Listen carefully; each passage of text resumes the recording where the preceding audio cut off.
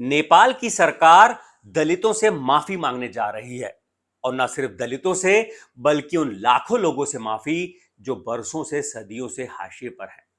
और इसी के बाद से भारत में भी यह सवाल उठ रहा है कि आदिवासियों के साथ हुए अन्याय के लिए यहां की सरकार कब उनसे माफी मांगेगी। आज के वीडियो में हम उन 10 वजहों की बातें करेंगे जिनके लिए सरकारों को आदिवासियों से माफी मांगना चाहिए। नमस्कार और जोहार स्वीकार कीजिए।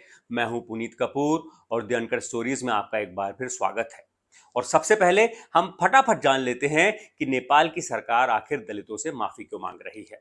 दरअसल हाल ही में सत्ता में आई बालेन शाह की सरकार ने एजेंडे में साफ साफ कहा है कि वो दलितों और ऐतिहासिक रूप से हाशिए पर रहे उन लाखों लोगों से माफी मांगेगी। और इसी के साथ औपचारिक रूप से यह भी स्वीकार किया जाएगा कि इन समुदायों के साथ अन्याय हुआ, भेदभाव हुआ और उन्हें अवसरों से वंचित किया गया। लेकिन भारत, जहां आदिवासी जमीन के असली मालिक थे, उनसे जमीन छीनी गई, उनका शोषण हुआ, उनके साथ वादा खिलाफी हुई, लेकिन यहां तो किसी सरकार ने आज तक माफी मांगने की बात नहीं कही। माफी तो छोड़िए, ये तक नहीं कहा कि हां आदिवासियों के साथ अन्याय हुआ है। इसलिए बुद्धिजीवियों और सामाजिक कार्यकर्ता लगातार इस बात को सवाल उठा रहे हैं। वो ऐसी 10 वजह बताते हैं जिनके लिए इस देश की सरकारों को, उन तमाम सरकारों को जो आजादी के बाद से लेकर आज तक रही हैं, उन्हें आदिवासियों से माफी मांगना चाहिए। तो पहली वजह बुद्धिजीवी बताते हैं वो है भूमिहीनता। सरकारों को आदिवासियों से इसलिए माफी मांगना चाहिए क्योंकि इस देश में जो जमीन का असली मालिक है वही आज की तारीख में भूमिहीन है। साल 2011 की जनगणना के आंकड़े बताते हैं देश में 65% आदिवासी भूमिहीन है। यानी अगर कुल 10 करोड़ 45 लाख आदिवासी इस देश में हैं तो उसमें 6 करोड़ 80 लाख आदिवासियों के पास जमीन ही नहीं है। सोचिए, वो आदिवासी जो जमीन के मालिक हैं वही बिना जमीन के हो गए हैं। इसलिए पहली वजह है जिसके लिए देश की सरकारों को आदिवासियों से माफी मांगना चाहिए। दूसरी वजह है विस्थापन। सरकारों को आदिवासियों से इसीलिए माफी मांगना चाहिए क्योंकि कभी बांध के नाम पर तो कभी खनन के नाम पर आदिवासियों से जमीन छीन ली गई। कभी वाइल्ड लाइफ पार्क के नाम पर सैकड़ों लाखों आदिवासियों को उजाड़ दिया गया।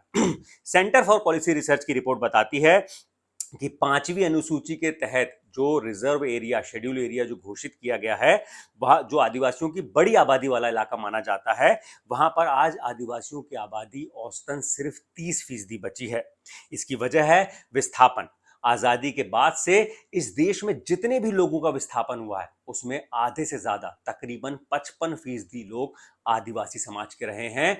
और कुछ एक आदिवासी तो ऐसे भी रहे हैं जिनका एक नहीं, 3-3, 4-4 बार तक विस्थापन हुआ है। तो इस विस्थापन के लिए सरकारों को माफी मांगना चाहिए। तीसरी वजह है वन अधिकार के लिए आज भी संघर्ष। इस देश की सरकारों को आदिवासियों से इसीलिए माफी मांगना चाहिए क्योंकि जंगलों का असली मालिक, पीढ़ियों से वन भूमि पर खेती करने वाला आदिवासी आज भी एक कागज के टुकड़े के लिए तरस रहा है, संघर्ष कर रहा है। वन अधिकार कानून बनने के बाद से, साल 2006 के बाद से अभी तक कुल 51,56,000 आदिवासियों ने वन भूमि के पट्टे के लिए आवेदन किया है, लेकिन इन 19 सालों में सिर्फ 25,13,000 पट्टे ही स्वीकृत हुए हैं। यानी आधे ही आदिवासियों को जमीन का अधिकार, वन भूमि का अधिकार मिल पाया है जिसपे वो पीढ़ियों से काबिज थे। और इस दौरान 18,73,000 दावे आदिवासियों के खारिज कर दिए गए, सुनवाई भी नहीं हुई और 7 लाख के करीब अभी भी पेंडिंग है। चौथी वजह है वादा खिलाफी। सरकार को आदिवासियों से इसलिए माफी मांगनी चाहिए क्योंकि इस देश में आदिवासियों के अधिकारों के लिए बनाए गए जो कानून है वो आज भी सिर्फ कागजों तक ही सीमित है। कहने को तो 5वीं अनुसूची को आदिवासियों का संविधान भी कहा जाता है, लेकिन हकीकत में 5वीं अनुसूची में आदिवासियों को एक भी अधिकार नहीं दिया गया है। पूरी अनुसूची में आप पढ़ लीजिए, कहीं भी आदिवासियों के हाथ में एक भी अधिकार नहीं। जो भी अधिकार हैं वो राष्ट्रपति और देश के राज्यपालों के पास हैं। हाँ, एक जनजाति सलाहकार परिषद जरूर बनी है, वो भी सिर्फ एक नाम की परिषद है। उसका काम सलाह देना है, मानना ना मानना ये राज्यपाल के ऊपर निर्भर करता है। और कितनी बदकिस्मती है कि बीते 75-77 सालों में किसी भी राज्यपाल ने आज तक अपने अधिकारों का उपयोग नहीं किया है 5वीं अनुसूची के, सिवाय एक दो राज्यपालों को छोड़कर और एक दो मौकों को छोड़कर। बाकी सब जो है सिर्फ सरकार की हाँ में हाँ मिलाते हुए चलते आ रहे हैं। और पेसा कानून जो 1996 में बनाया, जिसे कहा जाता है कि जिस तरह लोकसभा विधानसभा है उसी तरह ग्राम सभा को पावर दिए गए हैं, लेकिन वहां पर यह नियम भी है कि राज्य सरकार किसी भी प्रोजेक्ट के लिए बगैर सहमति के गांव की जमीन नहीं ले सकती। लेकिन हकीकत आपको बताने की जरूरत नहीं है। सरकारों को तो जो करना होता है वो करती हैं, ग्राम सभा हाँ कहे या ना कहे या उनसे जबरन हाँ कहलवा लिया जाता है, लेकिन जब सरकार को लगता है कि विस्थापन करना है, जमीन चाहिए, तो वहां से जमीन ले ली जाती है, आदिवासियों का विस्थापन हो जाता है। जो तमाम कानून बने हुए हैं वो सिर्फ कागज तक ही सिमट कर रह गए हैं, जब से बने तब से लेकर आज तक। और पांचवी और जो बड़ी वजह है, मूल निवासी की पहचान से इनकार। इस देश की सरकारों को आदिवासियों से इसलिए माफी मांगना चाहिए क्योंकि वो आदिवासियों को मूल निवासी मानने से इनकार कर देती हैं। देश के 13 करोड़ लोग, जिनके पूर्वज हजारों सालों से इस देश पर रहते हुए आए हैं, जिन्हें जो इस देश के सबसे पुराने निवासी हैं, उन्हें ही सरकार मूल निवासी नहीं मानती। भारत सरकार का इसमें आधिकारिक रुख क्या है? भारत सरकार का रुख है कि देश के सभी लोग मूल निवासी हैं। सरकार ने मूल निवासी लोगों के अधिकारों पर संयुक्त राष्ट्र के घोषणा पत्र में 2007 में जब दस्तखत किए थे, उसका समर्थन किया था, तो वो इस शर्त के साथ कि इस देश में सभी लोग मूल निवासी हैं। यानी सरकार मानती है कि आदिवासी मूल निवासी नहीं बल्कि पूरा देश ही मूल निवासी है। ये बात साल 2007 की है, जब इस देश में मनमोहन सिंह के नेतृत्व वाली कांग्रेस की सरकार थी। और अब जब सरकार बदल गई, तब उसके बाद तो नई सरकारों का ये रुख हो गया है कि वो विश्व आदिवासी दिवस तक मनाना उन्होंने बंद कर दिया है, उससे भी किनारा कर लिया है, क्योंकि इसका जो पूरा नाम होता है वो है international day of world's indigenous people. इसमें जो इंडिजिनस शब्द आता है ना, मूल निवासी, बस इसी मूल निवासी शब्द के होने की वजह से आप बीते 4-5 सालों का रिकॉर्ड देखिएगा, सरकार की तरफ से न विश्व आदिवासी दिवस की बधाई दी जाती है, न एक छोटा सा शामियाना लगा के कोई कार्यक्रम भी होता है किसी राज्य में मुख्यमंत्री या मंत्रियों के द्वारा। छठी जो वजह है वो है इतिहास से गायब कर देना।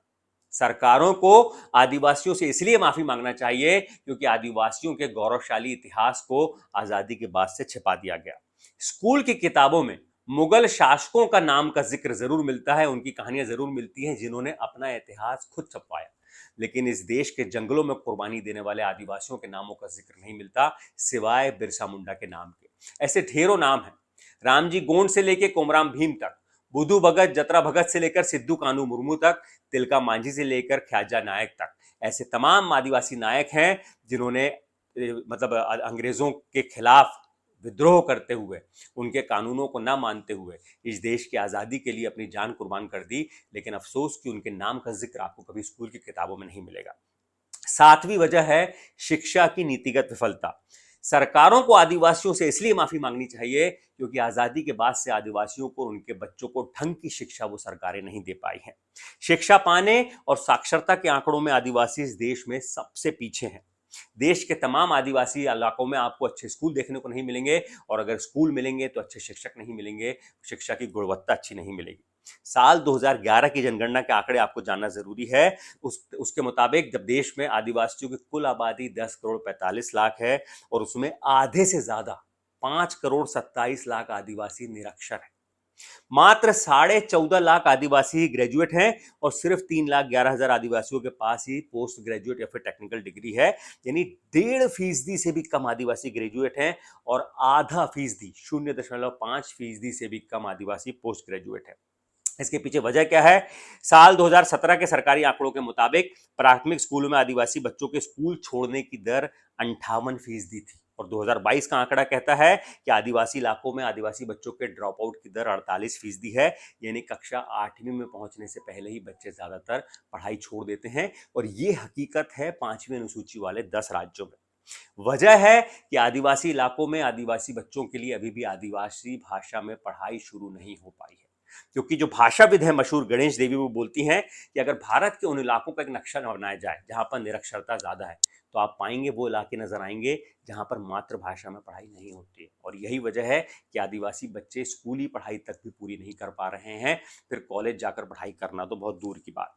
आठवीं वजह है आदिवासियों से उनकी पहचान छीनने के लिए सरकारों को इस देश के आदिवासियों से माफी मांगना चाहिए। जब छीनी गई पहचान, मैं जिक्र कर रहा हूं अलग धर्म के कॉलम की, जब साल 1951 में पहली जनगणना हुई तब कांग्रेस की सरकार थी, तब आदिवासियों के लिए 1941 तक जनगणना में अलग धर्म का कॉलम हुआ करता था, ट्राइबल कॉलम, लेकिन वो कांग्रेस की सरकार के समय वो कॉलम छीन लिया गया। लेकिन अब जो नई सरकार है लगातार आदिवासी मांग कर रहे हैं, अलग अलग राज्यों से प्रस्ताव भी पास करके विधानसभा से भेज दिए जा रहे हैं, लेकिन सरकार कोई अमल नहीं कर रही है। और अब ये नई सरकार है, बीजेपी की एनडीए की नेतृत्व वाली सरकार है, जो जिनके लिए 13 करोड़ आदिवासियों के अस्तित्व महज एक आंकड़ा है, उनके लिए एक वोट बैंक है, उनकी धार्मिक पहचान उनसे पूरी तरह छीन ली गई है। और 9वीं वजह है, इस देश की सरकारों को आदिवासियों से इसलिए माफी मांगनी चाहिए क्योंकि आजादी के बाद आज 80 बरस होने को हैं, लेकिन देश में आधे से ज्यादा आदिवासी अभी भी गरीबी रेखा के नीचे जीवन यापन कर रहे हैं। ये भी साल 2011 की जनगणना की रिपोर्ट बताती है। और आखिरी वजह, इस देश की सरकारों को आदिवासियों से इसलिए माफी मांगना चाहिए क्योंकि आजादी के 8 दशक बाद भी आदिवासी बुनियादी सुविधाओं तक से महरूम है। आदिवासी बच्चों को पोषण तक नहीं मिल पा रहा है। इसलिए जब आप आंकड़े खंगालेंगे तब इस देश में कुपोषण के मामले में आपको सबसे ज्यादा आदिवासी बच्चों की संख्या नजर आएगी। ये वो तमाम वजह हैं इस जो जिनके लिए इस देश की सरकारों को, ना पुरानी ना अभी, मतलब तमाम सरकारों को, सिर्फ अभी की सरकार की बात नहीं कर रहा हूं, आजादी के बाद से लेकर अभी तक की जितनी सरकारें हैं उनको आदिवासियों से माफी मांगना चाहिए। वैसे उन्हें आदिवासियों के लिए करना तो बहुत कुछ चाहिए, लेकिन कम से कम शुरुआत तो माफी से की ही जा सकती है। और जाते जाते आपको कार्तिक उरांव की वो बात मुझे याद आती है, जो आदिवासियों के साथ हो रहे अन्याय के लिए कहते थे कि न्याय कभी दिया नहीं जाता, बल्कि न्याय तो लिया जाता है, और आदिवासियों ने कभी न्याय लिया ही नहीं। शायद इसी में वो संदेश है राजनीतिक ताकत का कि अगर आदिवासी राजनीतिक रूप से एकजुट होंगे तो शायद तब जाकर सरकारें भी इस बात को स्वीकार करेंगी कम से कम कि आदिवासियों के साथ अन्याय हुआ, और स्वीकारने के बाद ही वो सारे सुधार के कदम उठाए जा सकेंगे जिससे आदिवासियों का जीवन स्तर भी तमाम बाकी देश के लोगों की तरह बेहतर हो पाए। इस बारे में आप क्या सोचते हैं, हमें कमेंट करके अपनी राय जरूर दीजिएगा। वीडियो अच्छा लगे तो लाइक कीजिएगा, दूसरों के साथ शेयर कीजिएगा और चैनल को सब्सक्राइब जरूर कीजिएगा। शुक्रिया।